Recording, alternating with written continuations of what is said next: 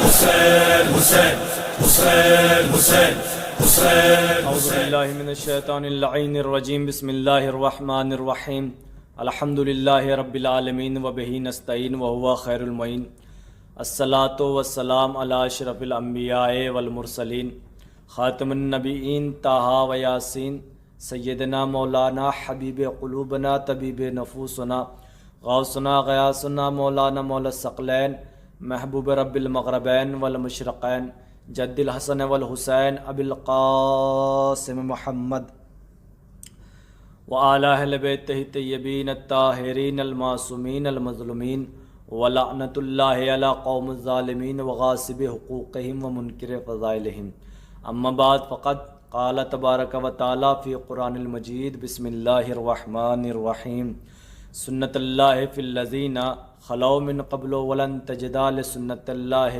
تبدیلا۔ عزیزان گرامی منزلت سامعین ایمان و بصیرت، میں بغیر کسی تمہید کے اپنی گفتگو کو شروع کرنے لگا ہوں۔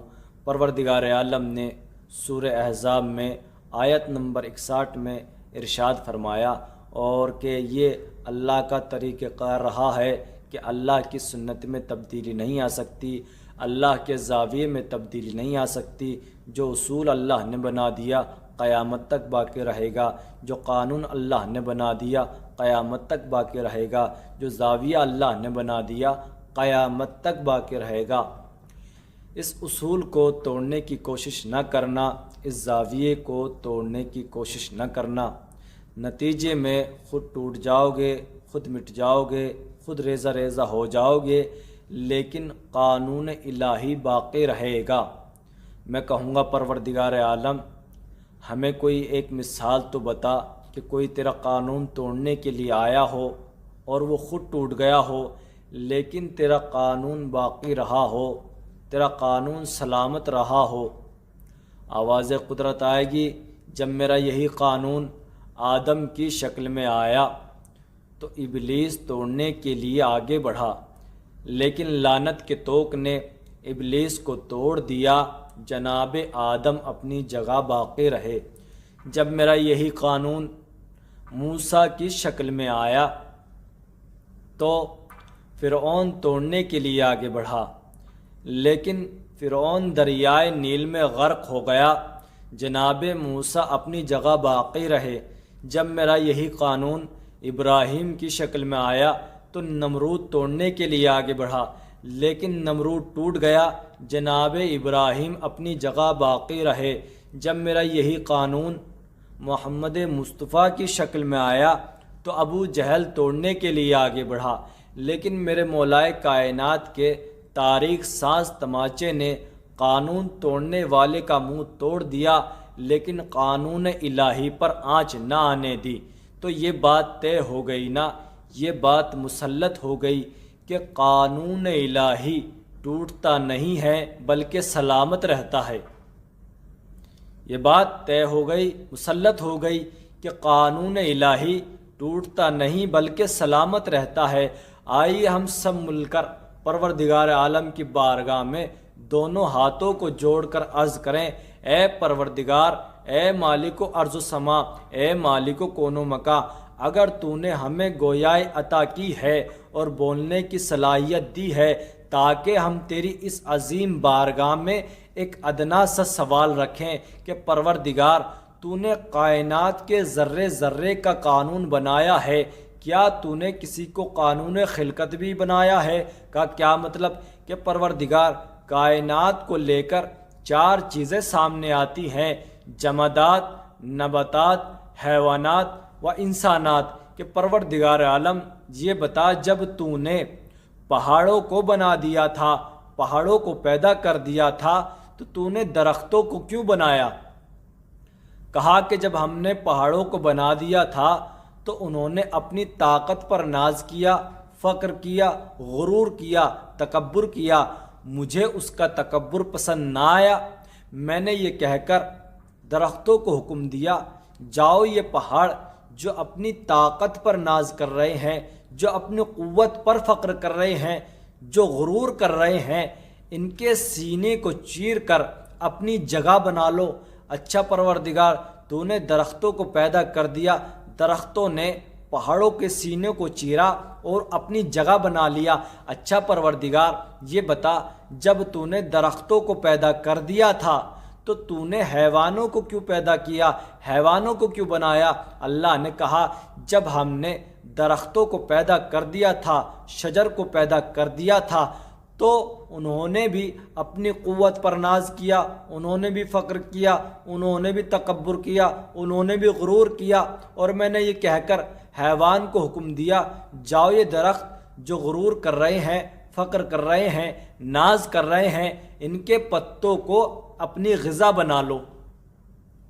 حیوانوں کو پروردگار عالم نے کہا کہ جاؤ ان درخت کے پتوں کو اپنی غذا بنا لو۔ اچھا پروردگار تو نے حیوانوں کو پیدا کر دیا اور حیوانوں نے پتوں کو اپنی غذا بنا لیا، تو یہ بتائیے کہ پروردگار عالم نے پہاڑ کو بنایا، پہاڑ کے اوپر کس کو مسلط کیا؟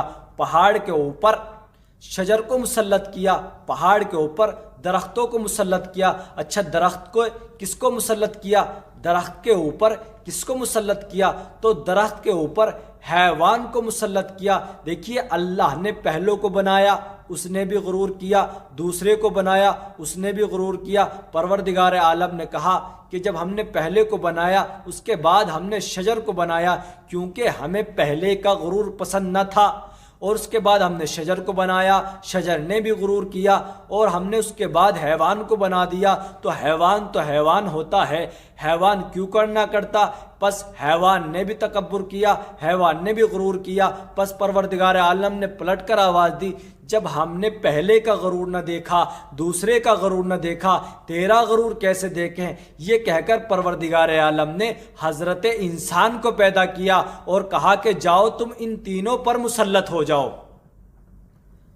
تو دیکھیے پروردگار عالم نے کہا کہ جاؤ تم ان تینوں پر مسلط ہو جاؤ۔ تو دیکھیے انسان بھی کتنا سیاسی ہے۔ پروردگار عالم نے انسان کو اشرف المخلوقات بنایا، تو انسان نے پروردگار عالم سے کہا کہ پروردگار تو نے ہمیں اشرف المخلوقات بنایا ہے، تو ہم کیا اتنا کر سکتے ہیں؟ ہماری یہ خواہش ہے کہ ہم مٹی سے اٹھ کر آسمان پر اپنا گھر بنا لیں۔ آواز آئے گی کہ اوقات میں رہو، مٹی کے بنائے گئے ہو، مٹی میں ملا دیے جاؤ گے، میرا قانون توڑنے کی کوشش نہ کرنا۔ کہا کہ تیرا قانون کیا ہے؟ اللہ نے کہا کہ میرا قانون ہے کہ مٹی کا بنایا ہوا زمین پر رہے گا، آسمان پر نہیں جا سکتا۔ اچھا پروردگار ہم چاہتے ہیں کہ ستارے کو توڑ کر اپنے گھر کو روشن کر لیں۔ اللہ نے کہا اس کے لیے بھی قانون ہے۔ کہا کیا قانون ہے؟ کہا یہ نکلیں گے میرے حکم سے، غروب ہوں گے میرے حکم سے۔ اچھا پروردگار ہم چاند کے ٹکڑے کر کے دیکھنا چاہتے ہیں۔ پروردگار عالم نے کہا اس کے لیے بھی قانون ہے۔ کہا کیا قانون ہے؟ کہا یہ نکلے گا میرے حکم سے، غروب ہوگا میرے حکم سے۔ اچھا پروردگار ایک تمنا اور ہے، ایک خواہش اور ہے، ایک التجا اور ہے۔ کہا کیا؟ کہ پروردگار ہم چاہتے ہیں کہ ایک مرتبہ سورج کو اپنی مرضی سے پلٹا دیں۔ پروردگار عالم نے کہا کہ اس کے لیے بھی قانون ہے۔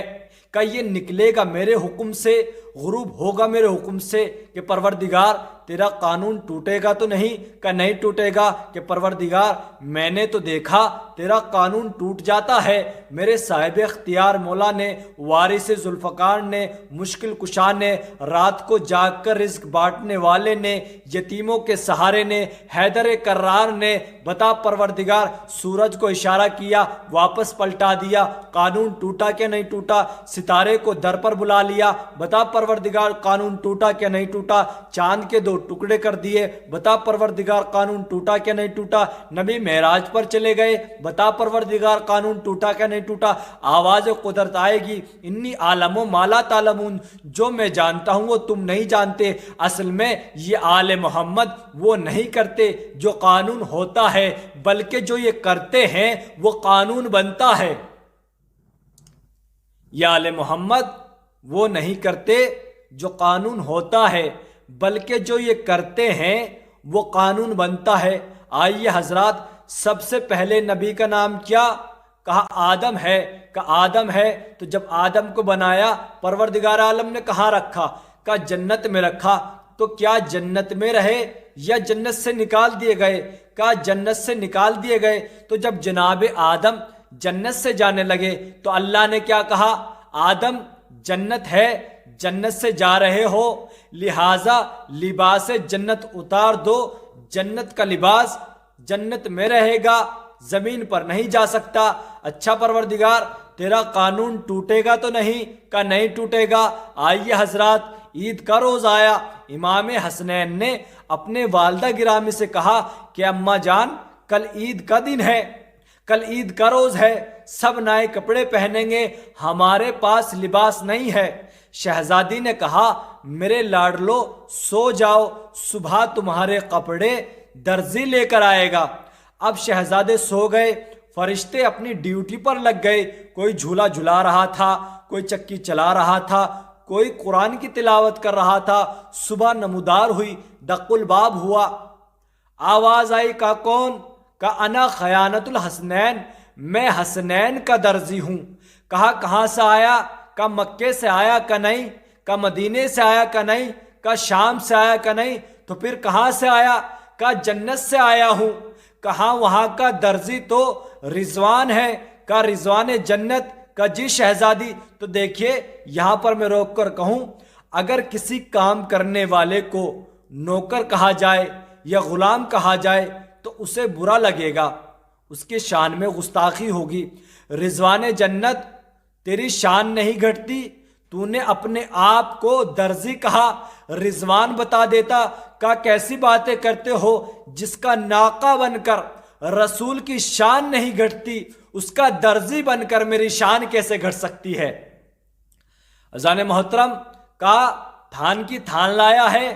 کا نہیں، سلے سلائے لایا ہوں۔ کا تھان کی تھان لے آتا، تھان کی تھان لے آتا، سینے کا شرف مدینے کے خاندانی درزی کو دے دیتا۔ کا جو بھی سوال کرنا ہو اپنے پروردگار عالم سے کرو، مجھ سے نہ کرو۔ اچھا پروردگار یہ بتا، تو نے تھان کی تھان بھجوا دیتا، یہ سلے سلائے کیوں بھجوائے ہیں؟ پروردگار عالم نے کہا کہ میں نے اس سے پہلے کھانا بھجوا کر دیکھ لیا تھا، لوگوں نے سر ہلا ہلا کر، منہ بنا بنا کر یہ کہا تھا کہ آیا تھا نانا کے لیے، کھا لیا نواسوں نے، لہٰذا اگر میں تھان کی تھان بھجوا دیتا تو لوگ کہتے کہ آیا تھا نانا کے لیے، سلوا لیا نواسوں نے۔ دیکھیے حضرات، لباس جنت زمین پر رضوان لے کر آیا۔ رضوان جنت، تجھے جنت کا قانون نہیں معلوم کہ جنت کا لباس زمین پر نہیں جا سکتا؟ اللہ کا قانون ہے۔ فطروس نے تھوڑا گمان کیا تھا، اس کے بال اور پر چھن گئے تھے، تو نے اتنا بڑا کام کر دیا، تو جنت کا لباس زمین پر لے آیا۔ کہ جو بھی سوال کرنا ہو مجھ سے نہ کرو، اللہ سے کرو کہ پروردگار یہ بتا، ایک طرف تو کہتا ہے میرا قانون ہے کہ جنت کا لباس جنت میں رہے گا، زمین پر نہیں جا سکتا، ایک طرف میں دیکھتا ہوں کہ رضوان جنت جنت کا لباس زمین پر لے آتا ہے۔ پروردگار عالم نے کہا اصل میں معاملہ یہ ہے، مسئلہ یہ ہے، حسنین کے بابا علی مرتضیٰ نے بستر رسول پر سو کر میری مرضی خرید لی ہے، لہٰذا جنت ان کی ملکیت ہے، اب چاہے لباس جنت جنت میں آ کر پہنے یا منگوا کر پہنے۔ عزیزان محترم، یہ حسنین کے بابا علی مرتضیٰ کی شان ہے کہ جنت ان کی ملکیت ہے، اب چاہے وہ جنت میں جا کر لباس پہنے یا جنت سے منگوا کر لباس پہنے۔ بس عزیزو، آج محرم کی 2 تاریخ ہے، مولا حسین وارد کربلا ہوئے۔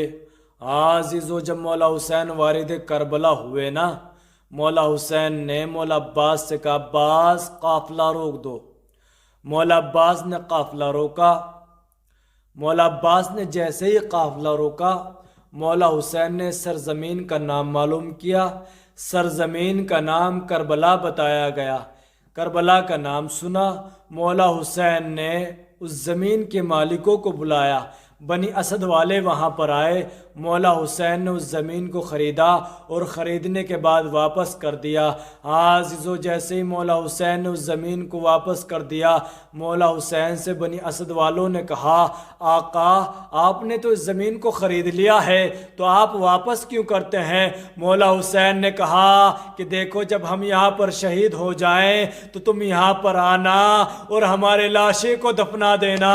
ہاں عزیزو بنی اسد والے جب جانے لگے، مولا حسین نے بنی اسد والوں سے کہا اے بنی اسد والوں جا رہے ہو تو اتنا کرنا اپنی عورتوں کو بھیج دینا اور کہنا کہ زہرا کے بیٹے نے بلایا ہے۔ ہاں عزیزو بنی اسد کی عورتیں آئیں، مولا حسین نے کہا اے بنی اسد کی عورتوں میں رسول کا نواسا ہوں، زہرا کا بیٹا ہوں، دیکھو اگر تمہارے شوہر عمر سعد کے خوف سے یہاں پر نہ آئے تو تم پانی کے بہانے آنا اور ہمارے لاشے کو دفنا دینا۔